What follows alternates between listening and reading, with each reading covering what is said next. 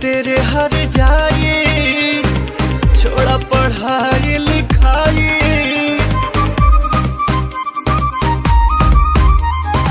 प्यार में तेरे हर जाए छोड़ा पढ़ाई लिखाई।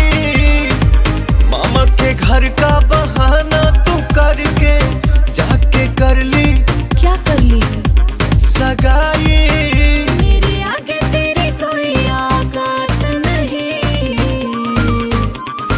ऐसा है क्या? तो कोई बात नहीं, कोई बात नहीं ओ बेवफा, कोई बात नहीं।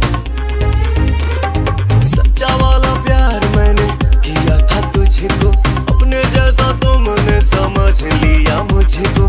तेरे लिए रिश्ते नाते करके इग्नोर, नजरों में सबके गिरा लिया खुद को।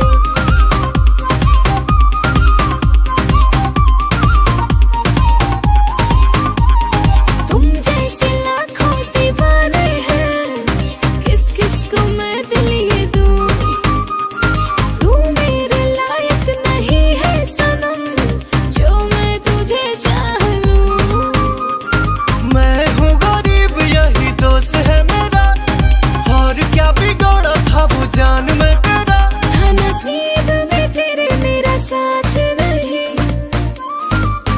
कोई बात नहीं, कोई बात नहीं हो बेवफा, कोई बात नहीं।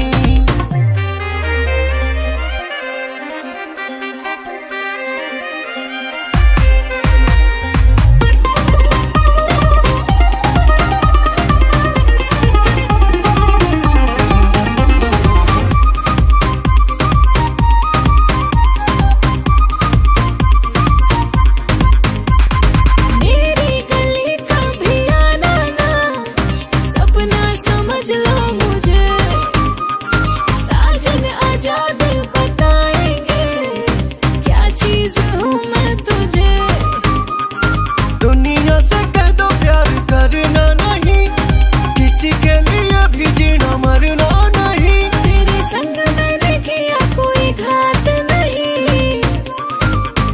कोई बात नहीं, कोई बात नहीं ओ बेवफा, कोई बात नहीं,